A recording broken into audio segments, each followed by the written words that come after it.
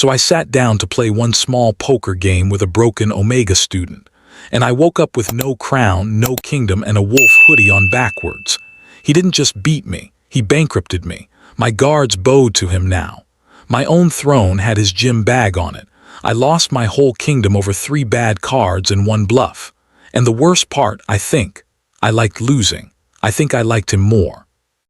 If you think losing a whole kingdom over poker is bad, wait till you see what he loses next. Subscribe to BL Drama Circle right now, or the Alpha King will show up at your house and challenge you to a game too, and trust me, you will lose. Draven Kessler was not a normal king. He did not sit on his throne and sign papers like other kings. He liked to win things. He liked to win so much that his whole castle was full of trophies from games nobody else wanted to play. There was a trophy for arm wrestling his own guards. There was a trophy for eating the most meat pies in one sitting. There was even a trophy that just said Best Howler and nobody knew who gave it to him because he gave it to himself. Tonight, Draven sat in his big fancy study with his arms crossed and his nose in the air. His crown sat crooked on his head because he never took it off, not even to sleep. His guards stood by the door trying not to laugh at him because they had seen this face before. This was his "I'm about to do something very stupid" face. "Bring me a card game," Draven said, snapping his fingers. "A real one, not the baby games my advisors play." His head guard, a big wolf man named Bors, sighed so loud it echoed. "Your Majesty, we already told you. Nobody in the castle wants to play cards with you anymore. You cheat." "I do not cheat," Draven shouted, standing up so fast his chair fell backward with a loud bang. "I simply won a lot. There is a difference." "You bit the last guy who beat you," Bors said flatly. "He was cheating. You bit him because he had 3 6s. Draven opened his mouth to argue, then closed it again, because Bors was right and he knew it. He crossed his arms tighter and looked out the giant window at the town below. Little lights were twinkling in the windows of small houses. Somewhere down there, normal people were living normal lives, probably not thinking about crowns or poker or biting anybody over card games. "Fine," Draven said. "Then find me someone from outside the castle, someone who does not know who I am. Someone who will actually try." Bors rubbed his face like he already regretted what he was about to say. "There is a card game happening tonight in the town. Some students play there. Cheap game, small stakes, nothing fancy." "Perfect," Draven said, already grabbing a big black cloak from the coat rack. "Get my disguise." "Your Majesty, your disguise is just a cloak. Your crown is still on your head." Draven froze halfway through putting the cloak on. He looked at himself in the mirror. Yes, there it was. A golden crown, sticking straight up over a black hood, shining under the candlelight like a very expensive lighthouse. "I will hold it in my pocket," Draven said, taking the crown off and shoving it deep into his cloak pocket where it barely fit and stuck out a little at the top like a strange metal flower. "That is somehow worse," Bors said. "Nobody will notice. You are 7 feet tall and you smell like a king." "I smell like victory," Draven snapped, storming toward the door. "Now open the gate before I have you demoted to shoe cleaner." Across town, in a tiny apartment above a noodle shop, a young man named Milo Ashcroft was counting coins on his kitchen table like his life depended on it, because it kind of did. He had exactly 11 coins to his name. He lined them up in a neat row and stared at them like maybe, if he stared hard enough, they would multiply. They did not multiply. They just sat there being 11 coins. "Okay," Milo said to his empty apartment, pushing his glasses up his nose. Okay. Rent is due in 3 days. I have 11 coins. This is fine. This is completely fine." His stomach growled so loud it sounded like a small, angry animal lived inside him. "You be quiet," Milo told his stomach. "We are handling this like adults." He grabbed his coat, shoved the 11 coins into his pocket, and headed out the door toward the only plan he had left. There was a card game happening tonight behind the noodle shop. Small stakes, cheap buy-in. If he won even a little bit, he could eat something other than plain rice for the first time in 4 days. If he lost, well. He tried not to think about that part. The back alley behind the noodle shop smelled like soy sauce and old cardboard boxes. A group of regular townsfolk sat around a wobbly wooden table lit by one hanging lantern, playing cards and laughing quietly so they would not get caught by anyone official. Milo slid into an open seat and gave a small nervous wave. He said, "Room for one more broken guy. Always room for broke guys," said an old woman shuffling the deck. "That is basically the whole club." Milo laughed, and for a second things felt normal. Then the alley got very quiet. Everyone turned to look at the entrance, where a giant hooded figure had just ducked under the low doorway, cloak dragging on the dusty ground, something round and golden poking out of his pocket like it was trying to escape. "Is that a plate in his pocket?" someone whispered. "That is not a plate," someone else whispered back. "That looks expensive." Draven walked forward like he owned the place, which technically, since he owned the whole kingdom, he sort of did.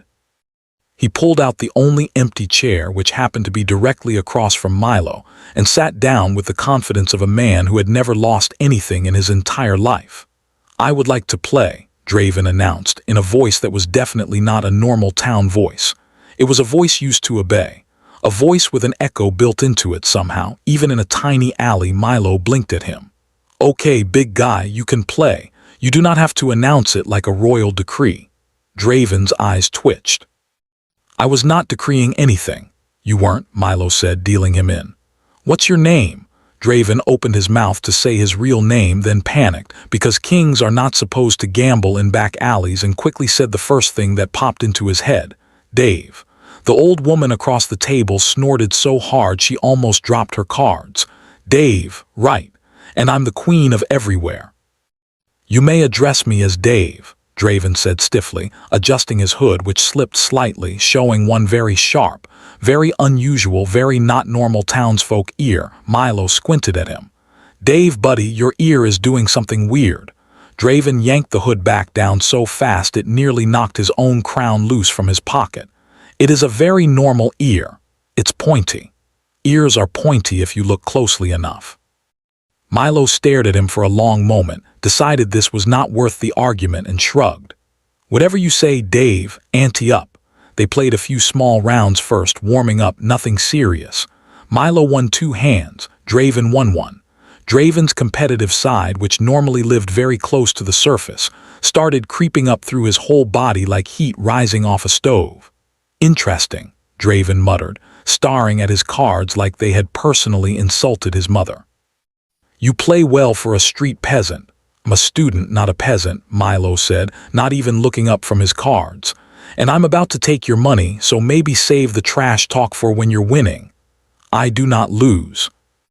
Draven said, "You literally just lost a hand 2 minutes ago. That was a strategic loss." "There is no such thing as a strategic loss in poker, Dave. There is when I decide there is." The old woman leaned toward another player and whispered, loud enough for everyone to hear, "This one thinks he's royalty or something." Draven's whole body went stiff like a board. "I do not think that. I am simply a confident individual." "Sure, Dave," Milo said, already dealing with the next round. "Confident individual. It's a very normal thing to call yourself." Game kept going, hand after hand, and slowly, painfully, Draven realized something horrifying. He was losing. Not big, not yet, but steadily, the way water drips through a crack until the whole ceiling falls in. Every time he thought he had a winning hand, Milo somehow had a slightly better one. Every time Draven bluffed his hardest bluff face, the one that made his own guards flinch, Milo just looked at him like he was watching a puppy try to act scary. "You have a very expressive face, Dave," Milo said sweetly, laying down another winning hand. "It's actually really helpful for me. Thank you for that." Draven stared down at his pile of coins, which had gone from a proud little mountain to a sad, lonely hill. His pocket crown poked out further with every movement, catching candlelight, glinting like it was mocking him personally. "This is a fluke," Draven muttered. "That's what everyone says right before they lose their shirt," the old woman said cheerfully, sipping her tea. Draven looked up, and for the first time all night, he actually looked at the person across from him instead of just glaring at the cards. Milo had messy light brown hair sticking up in 3 different directions, round glasses sliding down his nose, and a sweater with a small hole near the elbow. He looked tired. He looked hungry. He looked like someone who had counted 11 coins earlier that same evening and was now, somehow, effortlessly dismantling a king. And despite every royal instinct in Draven's body screaming that this was outrageous, unacceptable, and deeply insulting, some small annoying part of him thought quietly, in a voice he did not like at all, he's kind of interesting. Are you going to bet or just stare at me? Milo asked, snapping Draven back to reality. I am formulating a strategy, Draven said quickly. Been formulating for 2 minutes. It is a very complex strategy. Milo smiled, small and a little smug, and pushed his remaining chips forward. All right then, Dave. Let's see this complex strategy of yours. Draven looked down at his cards, then at his shrinking pile of coins, then at the golden crown poking out of his pocket like it was watching the whole disaster unfold and silently judging him. He had no idea in that exact moment just how much worse this night was about to get. Draven stared at his cards for so long that the old woman across the table started humming a little tune to herself out of boredom. His complex strategy was actually no strategy at all. He had 2 cards that did not match anything, a pile of coins that kept getting smaller, and a growing feeling in his chest that felt suspiciously like panic, which was a feeling Draven Kessler did not experience often, because panic was for people who lost things, and Draven did not lose things. Except tonight, apparently, Draven lost things. I will raise, Draven announced, pushing forward almost all of his remaining coins with the dramatic flair of a man throwing down a sword in battle. Milo raised an eyebrow. All of it? Bold move, Dave. I am a bold man. You're a man with 4 coins left after this. Draven glanced down. He counted. 4 coins. 4 sad little coins sitting in front of him like the last survivors of a shipwreck. He quickly looked back up and cleared his throat like this had been his plan all along. That is precisely the amount I intended to have, he said. Sure it is, Milo said and called the bet. They flipped their cards. Draven had 2 small numbers that did not connect. Milo had a pair, small but enough. The pile of coins slid across the table toward Milo's growing mountain like it had never even considered staying on Draven's side. Draven stared at his 4 remaining coins.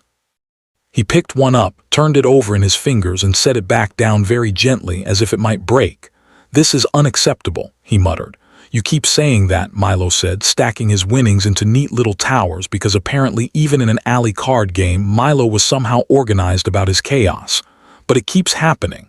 It is a statistical anomaly. It's called bad luck. Kings do not have bad luck. The whole table went quiet again. Even the lantern seemed to flicker with suspicion. The old woman leaned forward, squinting at Draven like she was trying to solve a puzzle. You said kings, she said slowly. Not kings like generally. Draven's whole body locked up like he had swallowed a very large ice cube. I meant it as a general statement about kings in general, historically. Historically, Milo repeated, clearly enjoying this way too much. Yes, history. I read a lot of history. You do seem like a guy who reads a lot, Milo said, tilting his head, studying him with those round glasses catching the lantern light. You've got that whole, I own several very large buildings energy about you. Draven's ears, still slightly visible under his slipping hood, turned a faint shade of pink. That is an oddly specific thing to say. An oddly specific person, Milo said cheerfully, shuffling the deck for the next hand. Draven looked down at his 4 remaining coins again. 4 coins would not buy him back into this game for long. 4 coins would barely buy a meat pie, and Draven loved meat pies more than he loved most of his advisors. He looked around the alley, at the small group of regular townsfolk chatting and laughing, completely unaware they were sitting 3 feet away from the actual ruler of their entire kingdom, who was currently losing very badly at cards under the fake name Dave. This should have been the moment Draven stood up, admitted defeat, and left with whatever dignity he had remaining stuffed into his cloak pocket next to his crown. Instead, Draven Kessler, king of a large and prosperous nation, did something incredibly stupid. I would like to keep playing, he said, but I am currently short on coins. Milo looked up, mildly interested. Okay, so what, you want to borrow money from a broke college student? Because I have 11 coins to my name and I already won 6 of them off you, so math's not exactly in your favor there, Dave. I have something else, Draven said slowly, of value. He reached into his cloak pocket past the crown and pulled out a small golden ring from his other pocket, one that Draven wore on formal occasions and had, out of pure habit, shoved into his cloak before leaving the castle in case he needed to look fancy at a moment's notice, which in hindsight was a very strange thing to plan for at a back alley card game. The old woman gasped so loud a nearby cat ran away. "Is that real gold?" she whispered. "It is," Draven said proudly, holding it up so it caught the lantern light and sparkled like it knew it was expensive.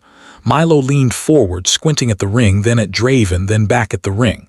"Okay, Dave, where exactly does a broke street guy get a solid gold ring like that?" Draven's brain, which had been running on pure competitive pride for the last 20 minutes, finally caught up with his mouth. "I found it. You found it. The ground, Milo repeated flatly. "A solid gold ring, just sitting on the ground, like a rock. The streets here are very generous," Draven said, and even he could hear how insane that sounded coming out of his own mouth. Milo stared at him for a long moment, then burst out laughing so hard he had to put his cards down and hold his stomach. Oh my God, Dave. You are the worst liar I have ever met in my entire life. And I once dated a guy who told me his dog ate his rent money." "I am an excellent liar," Draven said, deeply offended. "You are genuinely terrible at it. It's actually kind of impressive how bad you are. We playing cards or discussing my personality? Can we do both? Because your personality is way more entertaining than these cards." Draven's face turned a deeper shade of pink, and he shoved the ring forward onto the table before he could think better of it. "The ring is my buy-in. Take it or leave it." Milo looked at the ring, then at his own small pile of coins, then did some very quick mental math about rent, food, and the fact that a single gold ring could probably cover 3 months of both. His eyes lit up in a way that made Draven feel, for one brief moment, like maybe this had been a smart decision after all. "Deal," Milo said, sliding some coins back across the table. "But I'm keeping the ring either way. Consider it a finder's fee for putting up with your terrible lying." "That is not how gambling works. It is tonight." Draven opened his mouth to argue, looked at Milo's stubborn little smile and closed his mouth again, because arguing clearly was not going to work, and also because some tiny annoying part of his brain thought that smile was extremely distracting. They kept playing. The hands went back and forth for a while, small wins and small losses, and Draven started to relax slightly, thinking maybe his luck had finally turned around. He won a hand. Then another. He allowed himself one small, private, very smug smile. "See," he said, "I told you it was a fluke. You told me a lot of things tonight, Dave. Most of them were lies. This one is true. We'll see," Milo said, and dealt the next hand with the calm, quiet confidence of someone who had been letting Draven win on purpose for the last 2 rounds, just to watch him get comfortable before knocking him down again. Draven, completely unaware of this, looked at his new cards and felt his heart do a strange little victory flip. 2 matching numbers. A good hand. A very good hand, actually, the kind of hand that made a man's competitive soul sing with joy. "I will raise," Draven said grandly, pushing forward almost everything he had left, including, without fully thinking it through, the small velvet pouch in his other pocket that happened to contain 3 additional gold coins from the royal treasury that he had brought just in case. Milo's eyebrows shot up at the pouch. "Okay, what is happening in your pockets right now, Dave? Is there a whole treasury in there?" "It is simply spare chain." "Spare change," Milo repeated, staring at the velvet pouch like it had personally offended him. "Dave, I have never in my life had spare change that came in a velvet bag. You should invest in nicer bags. With what money? You have most of it. Temporary situation." "We'll see about that," Milo said, and called the bet. They flipped their cards. Draven's 2 matching numbers sat proudly on the table. He allowed himself a full smile this time, the first genuine one all night. Then Milo flipped his cards, and the smile died on Draven's face like a candle in the wind. 3 matching numbers. Milo's cards beat his. The whole table went silent. The old woman slowly, quietly, started stacking her own coins into her purse, as if sensing this was the moment things were about to get very intense and she wanted to get her belongings to safety first. Draven stared at the table. His coins gone. At his ring gone. At his velvet pouch of royal treasury coins also somehow gone. He looked up slowly at Milo, who was smiling that same small, quiet, dangerously charming smile, sliding the entire pile toward his side of the table. "You," Draven said, voice tight, "are cheating." "I'm really not," Milo said. "I'm just good. Nobody is this good. Had a lot of practice not eating dinner and needing rent money, Dave. It builds character." Draven's hand drifted, almost without permission from his own brain, toward the crown still poking out of his cloak pocket.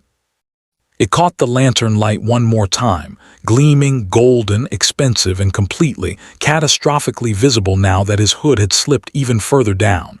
Milo's eyes flicked toward it. Then it widened. Then flicked back up to Draven's face slowly, like a man doing very difficult math in his head. "Dave," Milo said carefully, "why do you have a crown in your pocket?" The whole alley went dead silent. Nobody moved. The lantern flickered once, like even the fire was holding its breath. The old woman had one coin halfway into her purse and just left it hanging there, frozen, staring between Draven and the crown like she was watching a very slow, very expensive car crash. "It is a hat," Draven said. Milo blinked. "A hat. A hat. A very fashionable hat for my head. It is currently in my pocket because it was too warm to wear." "Dave," Milo said slowly, "that is a crown. That is, without a single doubt in my mind, a crown. It has little pointy bits on it. Hats do not have little pointy bits. Some hats do. No hats do that, Dave. Fancy hats do." Milo leaned back in his chair, crossing his arms, studying Draven with the exact expression of a man who had just found the missing piece of a very strange puzzle. His eyes moved slowly from the crown, to Draven's unusual pointy ear still peeking out from his slipping hood, to the golden ring sitting in Milo's own winnings pile, to the velvet pouch that had definitely come from a royal treasury and not from anybody's spare change drawer. "Oh my God," Milo said quietly. "It is a hat," Draven repeated, weaker this time, like even he could hear how badly this was going. "The king," Milo said. "You're actually the king. The actual, real, whole king of this whole entire kingdom is sitting across from me in a back alley wearing a cloak that smells like it's never been washed, lying about a crown being a hat. The cloak has been washed," Draven said, deeply offended, apparently more offended by the laundry comment than by being caught. "Twice this month. That is not the part I am concerned about right now, Dave." "Then what part are you concerned about?" Milo threw both hands in the air. "The part where I have been gambling against the actual king. The part where I called you a street peasant liar to your literal royal face. The part where I told you your fake name was worse than a dog's name." "You did say that," Draven said, nodding slowly, like he was cataloging every insult for a future list. "I have not forgotten."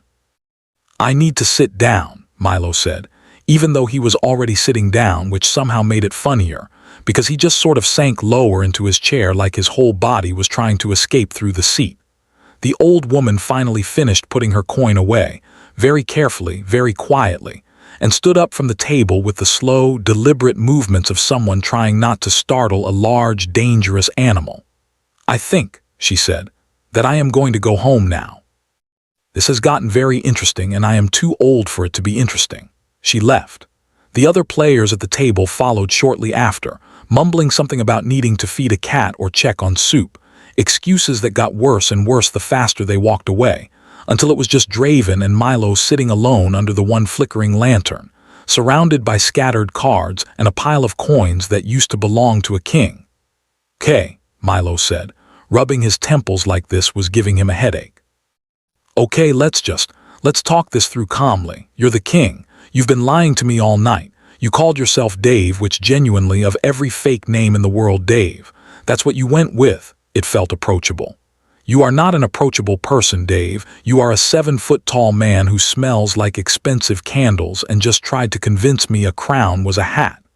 I do not smell like candles." "You smell exactly like candles." Draven pulled his hood back the rest of the way, since there was clearly no point hiding anymore, and his crown slipped fully out of his pocket, clattering onto the wooden table between them with a loud, undeniable, extremely royal clang. In the lantern light, it looked even more ridiculous sitting there next to a half-empty mug of tea and a deck of slightly bent playing cards. Milo stared at it, then at Draven, then back at the crown. "So," Milo said slowly, "if you're the king, and I just won basically all your gambling money plus a gold ring plus a velvet pouch of royal treasury coins, does that mean I'm now like rich, actually rich? Like Paymarintended something other than plain rice rich?" Draven's jaw tightened. "Do not get comfortable. I'm extremely comfortable, Dave. I have never been more comfortable in my entire life. I am so comfortable I might build a house out of this comfort." This was a temporary lapse in judgment on my part. "This was the best night of my entire life, is what this was," Milo said, grinning so wide it nearly split his face in half, gathering the coins closer to himself like a small, greedy dragon protecting treasure. "I came here with 11 coins hopping to maybe buy a decent meal, and I'm leaving with enough gold to survive an entire semester." "You are leaving with nothing," Draven said, standing up so fast his chair scraped loudly against the stone ground. "That coin belongs to the royal treasury. I demand it back immediately. You bet it, fair and square. Those were the rules you agreed to, Your Majesty." The word majesty came out of Milo's mouth dripping with so much sarcasm it practically had its own flavor. Draven's whole face twitched. "Do not call me that. Not, you are one. It would be weird if I called you Dave now, considering I know you're secretly royalty who lies about hats. I am ordering you to return the winnings." Milo tilted his head, still grinning, completely unbothered by the sudden shift from casual card game Dave to full commanding tone king voice. "You can order all you want, but I don't work for you. I'm not one of your little castle guards who has to listen when you use that voice. Out here, you're just a really bad liar who lost a poker game." Draven opened his mouth to argue, then closed it because, infuriatingly, Milo was right. Out here in this back alley with no crown on his head and no guards behind him, Draven was not a king.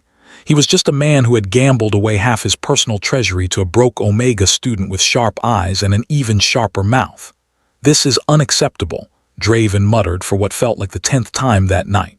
"You really love that word. It is a very useful word." "It's your only word at this point," Milo said, standing up and starting to gather his winnings into the pockets of his oversized sweater, which bulged awkwardly with coins and one very shiny gold ring. "Look, Dave, sorry, Your Majesty, I'll make you a deal, since you clearly can't handle losing gracefully." Draven's whole body straightened at the word deal, some deep competitive instinct in him perking up like a dog hearing a food bag rustle. "What kind of deal?" "One more game. The winner takes everything. If you win, you get all your stuff back, plus whatever I have left, which, fair warning, isn't much because I was already broke before tonight started." "If you win." Milo's grin turned slow and dangerous, the kind of grin that made the hair on the back of Draven's neck stand up in a way he did not fully understand and definitely did not want to think too hard about. "If I win," Milo said, "you have to admit out loud in front of me that I completely and totally destroyed you with cards, and then you have to buy me dinner, a real one, not plain rice." Draven stared at him. This was, objectively, an insane deal. He had already lost most of his personal treasury tonight.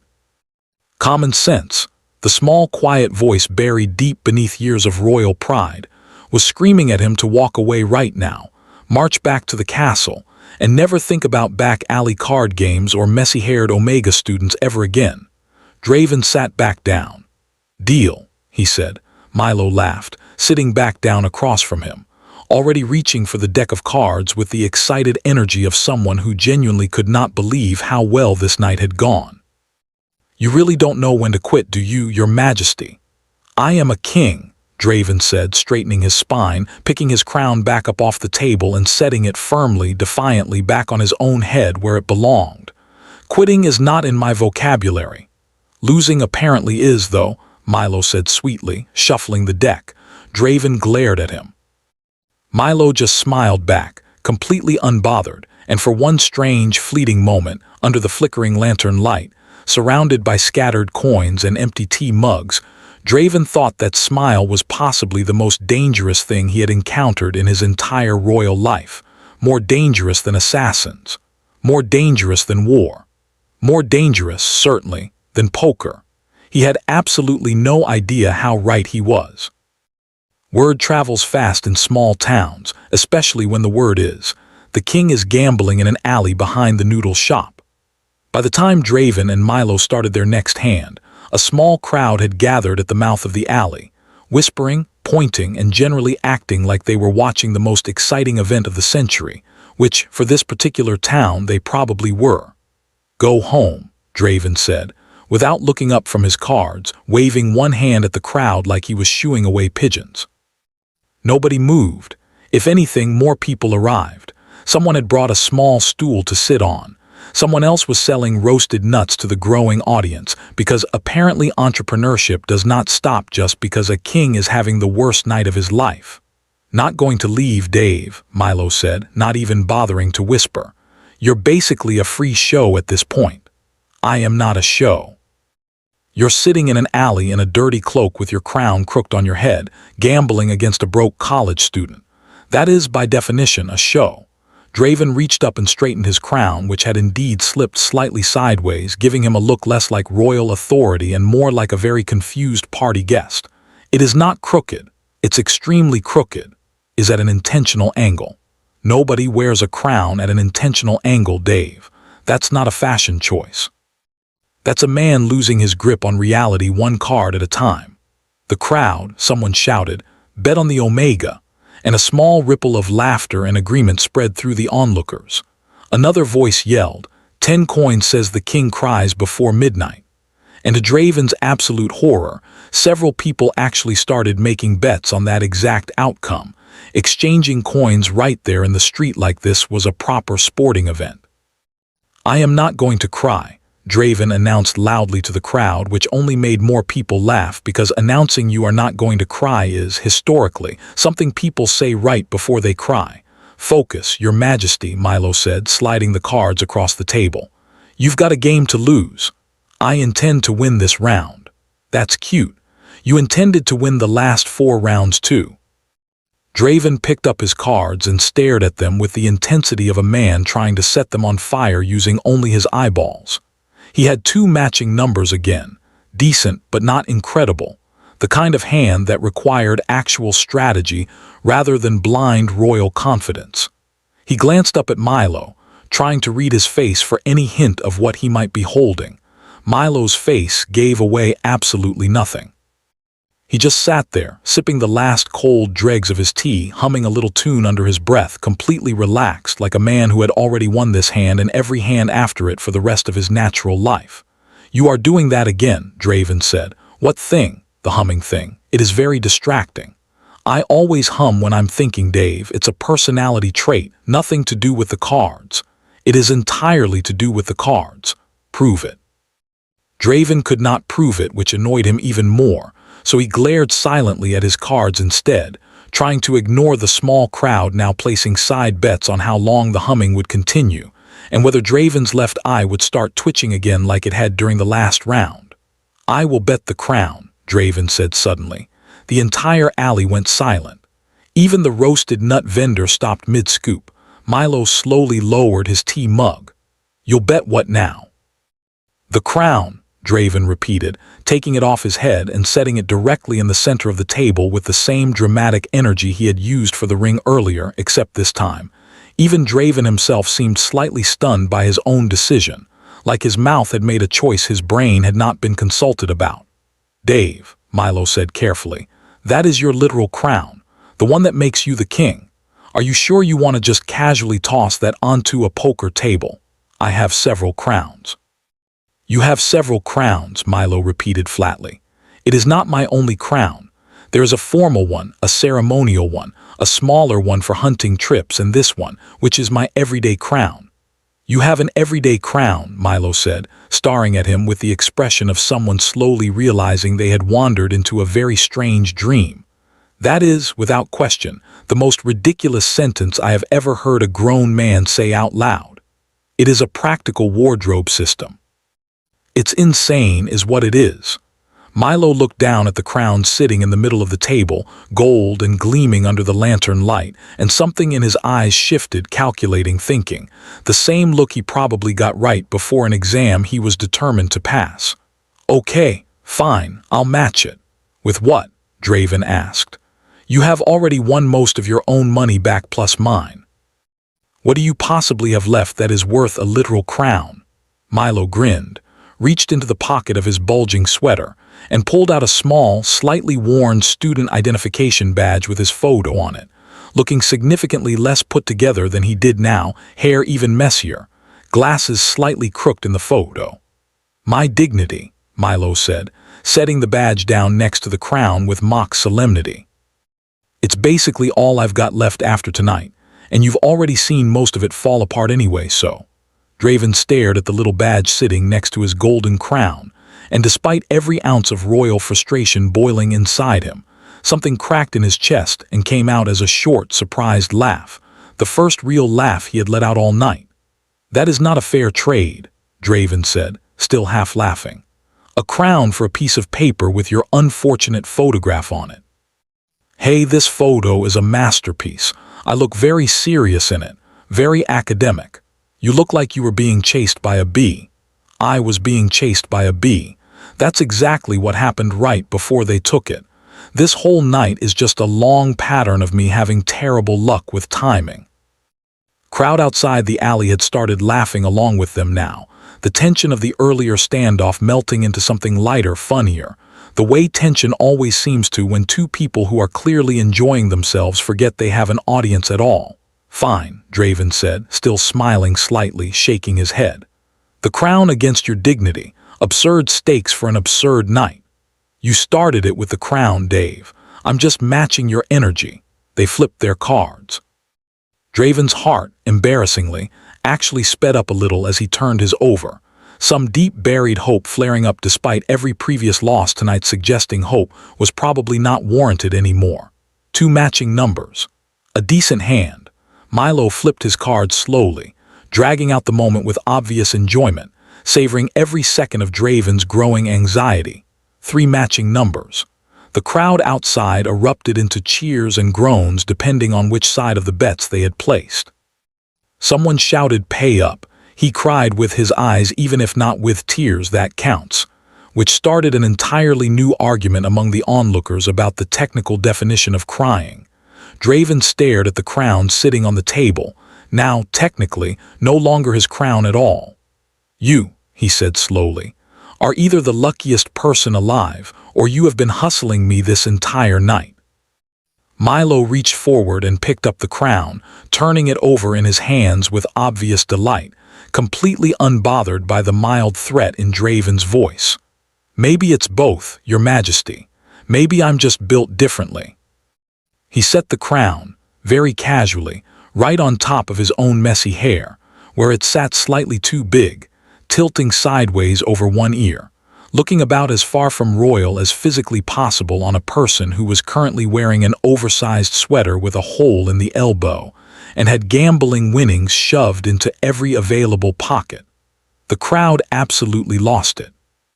Someone started chanting, "Long live the Omega King," and within seconds, half the alley had picked it up, laughing and clapping while Draven sat there, crownless, watching a broke college student wear his royal headpiece like a party hat and somehow make it look, infuriatingly, kind of charming.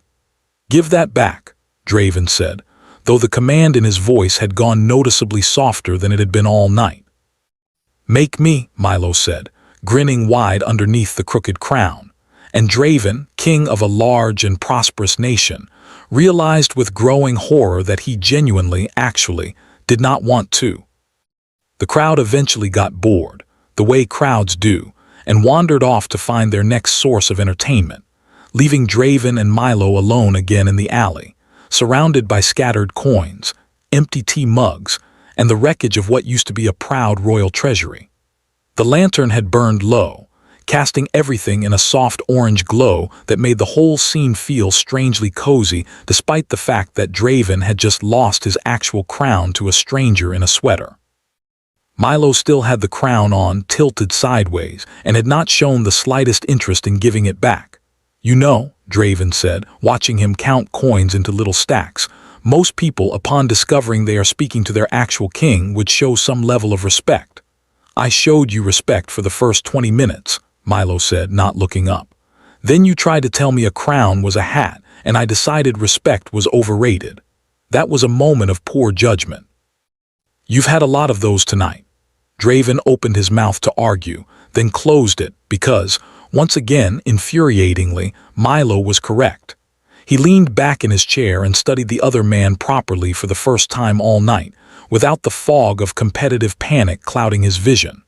Milo had dark circles under his eyes, the kind that came from too many late nights and not enough food. His sweater, despite the coins now stuffed into it, still hung a little loose on his frame, like it belonged to someone slightly bigger than him, or like Milo himself had gotten smaller recently. Long have you been a student? Draven asked, surprising himself with the question. Milo glanced up, clearly caught off guard by the sudden shift in tone. 3 years, studying accounting if you can believe that. Guy who's terrible with his own money studying how to manage everyone. You are not terrible with money. You just won an entire royal treasury off me. That's not money management, Dave, that's just gambling. Gambling and money management are basically enemies. My professor would have a heart attack if he saw what happened here tonight. Accounting, then, if you dislike it. Milo shrugged, pushing his glasses up his nose, a small nervous habit Draven had noticed him do several times throughout the night, usually right before he said something he did not really want to say. It's stable, practical. Not exciting, but it pays eventually if I ever finish and actually get hired somewhere. My family's not exactly rich. Somebody needs a real plan. You seem to have quite a talent for cards. Cards don't pay rent, Dave. Well, tonight they kind of did actually, thanks to you. Milo grinned, gesturing at the pile of coins in front of him. But that's not exactly a reliable career path. Can't exactly put gamble to king on a resume. Draven found himself smiling slightly at that. An actual genuine smile, not the tight, polite one he used at royal functions. I suppose not. They sat in comfortable silence for a moment, the kind of silence that should have felt strange between a king and a stranger he had just met a few hours ago, but somehow did not. Somewhere down the street, a dog barked twice and went quiet. The lantern flickered. Can I ask you something? Milo said, finally, setting down the coins he had been stacking. You have asked me many things tonight already. More thing. Why did you actually come here? Real answer this time, no crown hat nonsense. Draven considered lying again, some small part of him still clinging to the last shreds of royal dignity, but something about the quiet alley, the dim lantern light, and Milo's genuinely curious expression made him want to tell the truth instead, which was itself a very strange feeling for a man who rarely told anyone anything real. I was bored, Draven admitted. Everyone in the castle lets me win at everything. My advisors let me win at chess. My guards let me win at arm wrestling. Even my own council lets me win arguments I am clearly losing simply because I am the king and nobody wants to upset me. I have not lost at anything in years. I wanted to know what it felt like again. Milo blinked at him, surprised by the honesty. And how's it feel? Losing, I mean. Since you've done a whole lot of it tonight. Draven thought about it for a moment, genuinely thought about it, which was more consideration than he usually gave his own feelings. Terrible, he said finally, absolutely terrible, and also somehow slightly wonderful. I am aware that makes no sense. No, it makes sense, Milo said quietly, surprising himself with how much he meant it.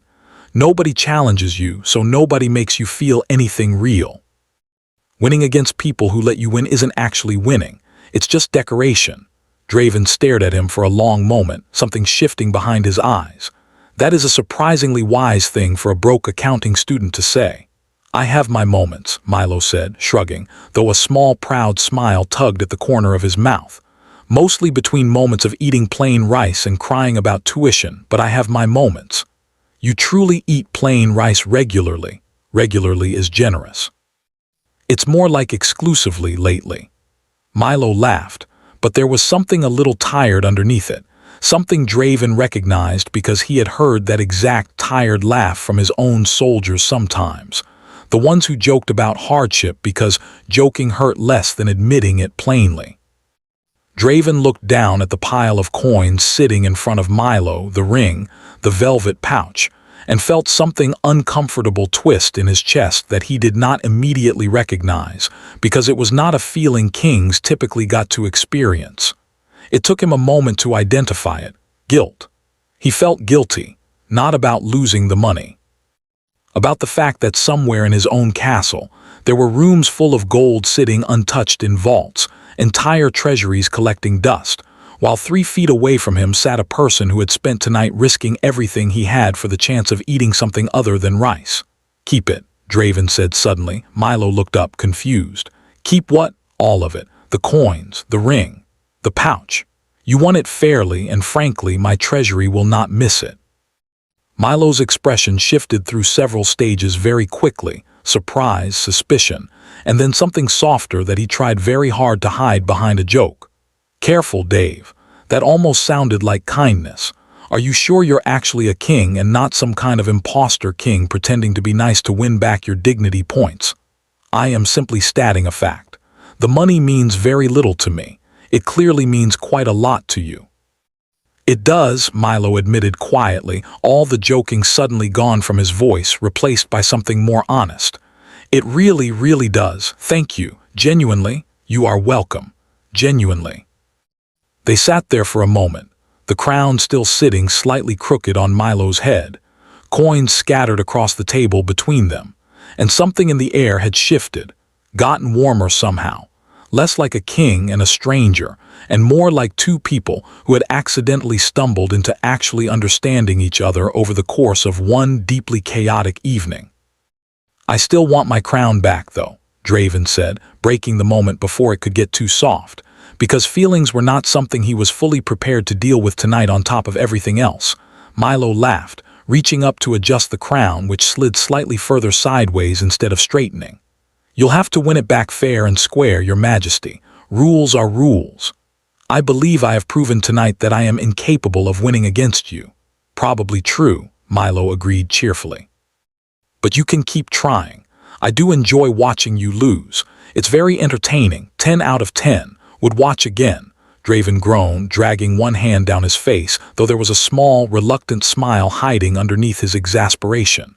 "This has been the single most humiliating night of my entire royal life." "Night of mine," Milo said, grinning, the crown glinting under the low lantern light. "Guess that makes us even in a weird way." Neither of them noticed, at that exact moment, a figure standing at the mouth of the alley, watching quietly from the shadows, having just witnessed the entire exchange with wide, disbelieving eyes. It was Bors. And Bors had absolutely no idea how he was going to explain any of this back at the castle. The lantern above the table had started to sputter, like even the fire was tired of watching Draven lose. Draven did not notice the lantern. Draven did not notice much of anything anymore, because Draven had entered a state that Bors, if he had been there, would have called the danger zone, which was the exact moment right before Draven did something he would regret for the rest of his life. His 4 coins were gone. His gold ring was gone. His pride was somewhere under the table, curled up in a ball, quietly crying. "I need a moment," Draven said, standing up so fast his chair wobbled. "Take your time, Dave," Milo said, stacking his newest pile of coins into a neat little tower. "I'm not going anywhere. This is basically my job now." Draven walked to the edge of the alley, turned his back to the table, and pulled his hood down low over his face. He looked up at the night sky like it might give him answers. It did not. The moon just sat there, round and smug, like it also thought this whole situation was funny. "Okay," Draven whispered to himself. "Okay, think. You are a king. Kings do not panic. Kings do not lose to broke Omega students in back alleys behind noodle shops." The moon did not respond because it was the moon. Draven took a deep breath, turned back around, and marched to the table with the exact same fake confidence he used whenever his advisors asked him hard questions about taxes. "I have decided something," Draven announced. "Oh no," said the old woman. "I am not finished playing tonight." "You have no money left, Dave," Milo said patiently, like he was talking to a small child who had lost his shoe. "You have no ring left. You have, as far as I can tell, nothing left except a very large cloak and a very small amount of dignity." I have something else, Draven said. The whole table went quiet. Even the cat that had run away earlier came back just to watch this. I would like to offer, Draven said slowly, a favor. Milo blinked. A favor. One favor, anything you want, I will do it. No matter what it is. The old woman leaned over to the man next to her and whispered, "This is either the dumbest thing I have ever heard or the most interesting thing that has happened in this alley in 10 years. The man whispered back. It is both things. Milo tilted his head, studying Draven like he was a puzzle that kept getting weirder the longer you looked at it. Let me get this straight. You want to bet on an IOU, a favor, something that does not exist yet that I cannot hold in my hand that you could just not do once you walk out of this alley. I am a man of my word, Draven said, placing a hand over his chest like he was taking a very serious oath. You told me you found a gold ring on the ground, Dave. That was a different situation. How is this not the same situation? Because this time I mean it, Draven said, and for one strange moment his voice actually sounded honest, which surprised everyone at the table, including Draven himself. Milo stared at him for a long time. The lantern flickered again. Somewhere down the alley, a stray dog barked once and then seemed to lose interest in whatever it was barking at. Fine, Milo said finally. One favor, anything I want. But I get to decide what it is, and you cannot say no, no matter how ridiculous it is. Agreed, Draven said immediately, because Draven had already decided he was about to win this hand and none of this would matter anyway. They dealt the cards. Draven picked him up, looked at them, and felt something warm and hopeful bloom in his chest for the first time all night. 2 matching numbers, then a third. His hand, against all odds, against everything unfair and cruel in this world, was actually good. I would like to raise, Draven said, trying very hard to keep his face calm, which was difficult, because his face had never once in his life successfully hidden anything. You look like you just won a small war, Milo said, watching him closely. I am simply pleased with my cards. You are doing a weird smile thing with your mouth. This is my normal face.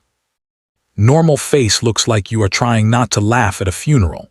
Draven pushed the last of his invisible confidence into the middle of the table, which really just meant he said the word all in very loudly and hoped that it counted for something. Milo studied his own cards, studied Draven's face, studied the way Draven's fingers were tapping against the table like they had a heartbeat of their own. Okay, Milo said. I call. They flipped their cards. Draven had 3 matching numbers, which was, by any normal standard, a genuinely good hand. He felt his heart lift for exactly 1.5 seconds. Then Milo flipped his cards, and it turned out Milo had 4 matching numbers, which was a better hand, which meant Draven had once again in front of everyone lost. The alley went very quiet. Somewhere far away, a bell rang for absolutely no reason, like even the universe wanted a dramatic sound effect. Draven stared at the cards. He stared at them so hard it looked like he was trying to set them on fire using only his eyeballs. His mouth opened. Nothing came out. He closed it again. I believe, Milo said gently, in the voice of someone delivering very bad news to a very small child, that you owe me a favor now, Dave. Draven's whole body sagged like a puppet with its strings cut. He put his face in his hands and made a sound that was somewhere between a growl and a sob, which honestly summed up his entire night pretty well. This cannot be happening, he mumbled into his palms. It is happening, the old woman said cheerfully, refilling her tea. It has been happening for the last 2 hours. You are just slow to notice things. Milo leaned back in his chair, arms crossed, looking extremely pleased with himself, the way a cat looks after it has successfully knocked something off a table on purpose. All right, Dave, since you insisted on betting a mystery favor like some kind of tragic fairy tale character, I'm going to take my time deciding what I want. Take all the time you need, Draven muttered, still not lifting his face from his hands. I clearly have nothing better to do with my life anymore. That's the spirit, Milo said. Draven finally lifted his head, looking at Milo through gaps in his fingers, and something strange happened in his chest again. The same annoying warm feeling from earlier, except now it was tangled up with humiliation and exhaustion, and the faint, distant sound of his own dignity screaming somewhere far away. Milo was grinning at him. not cruelly, but like he genuinely found Draven funny, like Draven losing badly at cards all night was somehow the most entertaining thing that had happened to him all month. And Draven, despite everything, despite the coins, the ring, the crown poking out of his pocket like a golden reminder of every bad decision he had made tonight, found himself thinking that maybe, possibly, in some deeply confusing way, being laughed at by this particular person did not feel as bad as it should have. Starring again, Milo said. I am not starring. You are definitely starring. I am formulating my next move. You have no coins left, Dave. There is no next move. There is only sitting there and accepting your fate. Draven opened his mouth to argue, then stopped, because far down the alley, near the entrance where the lantern light did not quite reach, a group of large, shadowy figures had just appeared, moving fast, moving with purpose, moving in a very specific formation that Draven recognized immediately, because he had trained them himself. His guards had found him. Bors reached the table first, his big wolf ears flat against his head, his eyes locked on Draven like a father who had just found his kid trying to sneak a cookie before dinner. Behind him stood 4 other guards, all of them large, all of them wearing the same expression, which was somewhere between relief and second-hand embarrassment. Your Madge, Bors started, then stopped himself, glancing quickly at the small crowd of townsfolk still sitting around the table with wide eyes and open mouths. Dave, Draven whispered through his teeth, eyes wide, giving Bors a look so sharp it could have cut through stone. My name is it Dave, Bors blinked. Then his shoulders dropped and he rubbed his forehead with one big paw like he had aged 10 years in the last 5 seconds. Right, of course, Dave.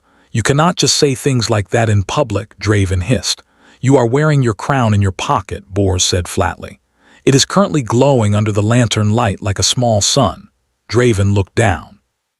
The crown had, at some point during his despair earlier, slipped even further out of his cloak pocket, and now sat there glinting for the whole alley to see, practically waving at everyone. The old woman at the table gasped so loud she nearly knocked over her tea. I knew it, she whispered. I knew a normal street man does not smell like victory and roses. I do not smell like roses, Draven said weakly. You absolutely do, Milo said, still sitting there with his arms crossed, watching this entire scene unfold like it was the best show he had seen all year. I noticed it 2 hours ago. I just assumed you were a very fancy peasant. Draven turned to look at Milo, who was grinning at him now, not shocked, not scared, just deeply, thoroughly amused. The way someone looks when a surprise twist in a story turns out to be exactly what they suspected all along. You knew, Draven said slowly. I suspected, Milo corrected. There's a difference. You suspect a guy might be secretly rich. You know a guy is secretly a king when 5 giant men in matching armor show up in the middle of the night calling him Your Majesty, Bors winced. That is fair. Draven closed his eyes and pressed his fingers against his temples like he was trying to hold his own head together through sheer force of will. This night, he muttered, has been a disaster from beginning to end. I would not say disaster, Milo said cheerfully. I would say educational. I learned a king cannot lie. I learned a king cheats at arm wrestling with his own guards. I learned that a king carries his crown around in his pocket like a sandwich. It is not like a sandwich. It is exactly like a sandwich, Dave. Or should I say, Milo paused, tilting his head with a small teasing smile, Your Majesty. The way Milo said it, light and playful, without any of the fear or nervous bowing that usually followed those 2 words, made something strange twist in Draven's chest. Every single person Draven had ever met, from his advisors to his guards to the nobles at court, treated those words like a spell that made them stiffen and shrink and speak very carefully. Milo said them like a joke between friends, like Draven was just a regular idiot who happened to also own a castle. Draven did not know what to do with that feeling, so he ignored it, the way he ignored most feelings he did not understand. Guards, Draven said, straightening his back and trying to reclaim some shred of royal dignity, which was difficult while sitting at a wobbly table covered in someone else's coins. Explain yourselves. How did you find me? You are very tall, Bors said, and very loud. Several people in town reported a giant man in a cloak shouting the word unacceptable near the noodle shop. It was not a difficult search. Draven's face went red. I was simply expressing frustration at the cards. You said it 4 times in 1 hour. The cards were very frustrating. Milo snorted, trying and failing to hold back a laugh. This whole time I thought you were just dramatic. Turns out you are dramatic and royal. That is somehow worse. It is not worse, Draven said, though his voice had lost most of its earlier confidence. It is definitely worse, Milo said. Regular dramatic guys just embarrass themselves. Royal dramatic guys embarrass an entire kingdom. The old woman leaned over toward the other players at the table, whispering excitedly, already halfway through composing the story she would tell everyone at the market tomorrow morning. Wait until the vegetable seller hears about this. He is never going to believe a king got bankrupted by a college student in this exact alley. Please do not tell the vegetable seller, Draven said quickly. Oh, I am definitely telling the vegetable seller, she said, delighted. Bors stepped forward, clearing his throat, trying to steer the situation back toward something resembling order, though at this point order felt like a distant, fatting dream. Your Majesty, we should return to the castle. It is very late and you are, as far as I can tell, completely out of money. I am aware of that, Bors. Thank you for reminding me. You also owe this young man a favor, Bors added, glancing at Milo. I heard the last part as we walked in. Milo's grin widened, slow and dangerous, like a cat that had just spotted an unguarded fish. Oh, that is right. I almost forgot about my favor. Actually, no, I did not forget. I have just been enjoying watching you squirm about it. Ivan groaned and put his face back in his hands. Please, just tell me what you want. Get it over with. Nope, Milo said, popping the P sound with way too much joy for someone talking to an actual king. I told you earlier I am taking my time deciding. A favor like this only comes once in a lifetime. I want to make sure I use it properly. You are enjoying this far too much, Draven mumbled through his fingers. I have never had this much fun in my entire life, Milo admitted honestly. I came here tonight with 11 coins hopping to afford dinner. Now I have a gold ring, a pile of coins, and a favor from an actual king. This is officially the best night of my whole year. One of the guards standing near the back, a smaller wolf man named Rennet, leaned toward Bors and whispered, Sir, are we allowed to laugh, or is that treason? Not test me tonight, Rennet. Draven finally lifted his head, looking across the table at Milo, who was still grinning that same easy, unbothered grin, the crown's golden glow reflecting faintly in his glasses. For a brief moment, the noise of the alley seemed to fade a little, the guards, the old woman, the distant barking dog, all of it blurring into the background, leaving just the two of them and the wobbly little table between them. You could have told me who I was the moment my hood slipped, Draven said quietly. You could have used that. Ask for anything you want right away. Milo shrugged, leaning back in his chair, looking almost thoughtful for the first time all night. Where is the fun in that? Besides, he added, tapping the side of his glasses, I wanted to see how far a king would actually go before admitting defeat. Turns out the answer is pretty far. You bet your ring, you bet your dignity, you bet your entire kingdom's reputation on a pair of 9s. They were good 9s. They were terrible 9s, Dave. Draven sighed so deeply it seemed to come from somewhere near his boots. Fine, take your time with the favor. Ruin my life slowly instead of all at once. I suppose that is fair, given everything I have put you through tonight. Oh, I definitely will, Milo said, standing up and stretching, coins clinking softly in his pockets, gold ring glinting on his finger where he had already put it on like he owned it, which technically now he did. But first, Your Majesty, your guards are staring at us like we are about to start a duel, and honestly, that is starting to feel less funny and more concerning. Draven glanced over his shoulder. Bors and the other guards stood in a tight, nervous cluster, watching the two of them with the kind of caution usually reserved for handling unstable explosives. They are simply protective, Draven said. They look like they are about to arrest me. They would not arrest you. Would they arrest me? Bors cleared his throat loudly. We were, in fact, discussing that exact possibility. Nobody is arresting anybody, Milo said, holding both hands up, though his grin did not fade one bit, like the idea of being arrested by actual royal guards was somehow still funny to him. I won a card game fair and square. That is not a crime. That is just Tuesday. It is currently a card game against the king of the entire nation, Bors said. There may be rules about that. There are no rules about that, Draven muttered, standing up and straightening his cloak, trying very hard to look like a man who had not just lost his coins, his ring, and most of his dignity in one single night. I made up most of the rules in this kingdom, and I never once made a rule about poker. You made a rule about biting people who beat you at cards, Bors reminded him. That was a special circumstance. You made the rule the same night you bit someone. Draven opened his mouth, closed it, and decided some battles were not worth fighting, especially not in front of the person who now held both a favor and a very smug expression over his head. He turned to Milo, trying to gather whatever scraps of royal composure he had left. Since my guards have arrived, Draven said, in his best attempt at a dignified voice, I believe it is time for me to return to the castle. Probably a good idea, Milo agreed. Before you accidentally bet the castle itself on the next hand. I would never do that. You bet a ring you claimed you found on the ground, Dave. I have no faith in your decision-making anymore. The old woman at the table, still sipping her tea like this, was the best entertainment she had gotten in years, raised her cup slightly toward Draven. It was an honor losing money in the same game as royalty, Your Majesty. You did not lose money to me specifically, Draven said. I believe I only played against Milo. I still feel involved somehow, she said happily. Draven turned back to Milo, and for a moment, standing there in the flickering lantern light with his ruined coin pile and his crown glinting out of his pocket, he looked less like a king and more like a very tired, very confused young man who had made several bad choices in a single evening and was only now beginning to understand the size of them.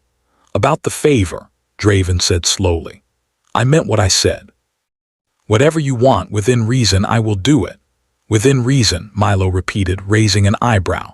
That sounds like a loophole a king would use to get out of something later. It is not a loophole. It is absolutely a loophole. Fine, Draven said, sighing. No loophole, whatever you want, full stop. Milo studied him for a long moment, tilting his head slightly, the same way he had all night, like he was reading something written in very small letters on Draven's face. Behind them, the guards shifted uncomfortably, clearly uneasy about how long this conversation was taking when it could have simply ended with everyone going home. I still have not decided, Milo said finally, but I will find you, trust me. When I figure out exactly what I want, you will know. That sounds like a threat. It is a little bit of a threat, Milo admitted cheerfully. Mostly it is a promise. There is a difference. There does not seem to be much of a difference. There is if you are the one making the promise and not the one receiving it, Milo said, tapping the side of his glasses again, a habit Draven had noticed him doing all night whenever he felt especially pleased with himself.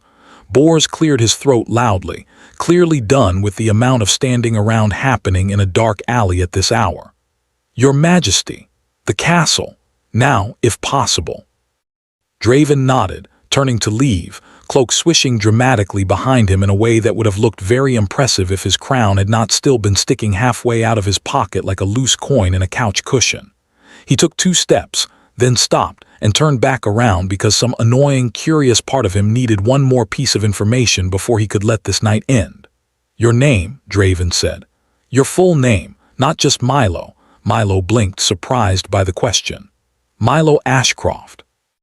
Why? I would like to know the name of the person who bankrupted me, Draven said, so that when I tell this story later and improve it significantly to make myself look better, I at least have the correct details.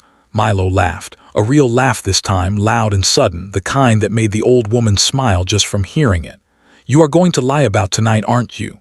I am going to adjust the truth slightly. You are going to tell people you won.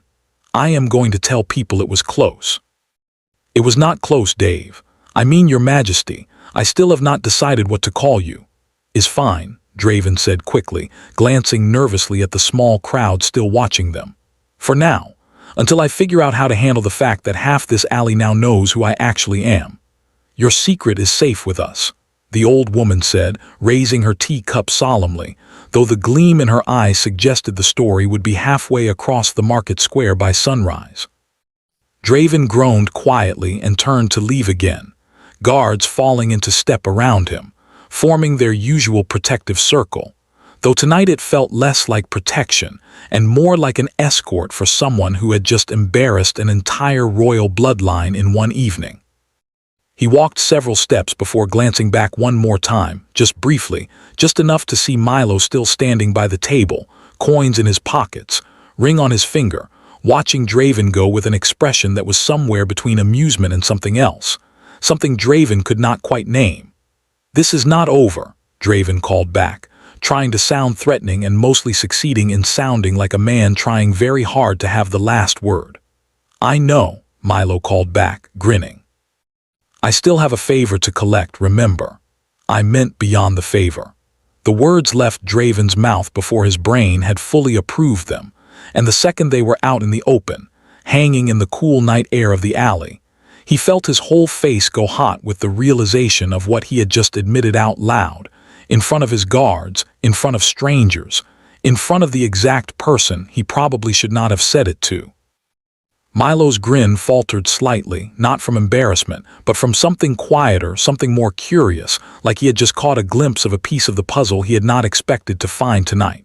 "Careful, Dave," Milo said softly, the teasing edge in his voice a little less sharp now. "A king who just lost his coins, his ring, and his dignity probably should not be making promises like that." "I'm aware," Draven said. "I said it anyway." Bors, standing just behind him, muttered something under his breath that sounded suspiciously like, "Oh, this is going to be a very long month." But Draven ignored him, too busy watching the way Milo's expression had shifted, too busy feeling that same strange warm feeling from earlier settle deeper into his chest, refusing to leave no matter how hard he tried to push it away. The guards guided him out of the alley, back toward the castle, back toward the mountain of paperwork and responsibilities waiting for him, and as they walked, Draven kept his hand pressed against the crown in his pocket, feeling its familiar weight, except tonight it felt different somehow, heavier, like it was carrying more than just gold. Behind him in the alley, Milo stood very still for a moment, staring at the spot where Draven had disappeared into the dark, a small, thoughtful smile creeping onto his face, one that had nothing to do with the coins or the ring sitting in his pocket. "Well," Milo said quietly to nobody in particular, "this got a lot more interesting than free noodles. So that's how the Alpha King lost his crown, his ring, and his last 4 coins to a broke Omega student who just wanted noodles for dinner. He kept the crown, but he definitely lost the argument, and honestly, he lost his whole heart too, poor guy. Next time Milo comes to collect his favor, and trust me, it is way worse than poker.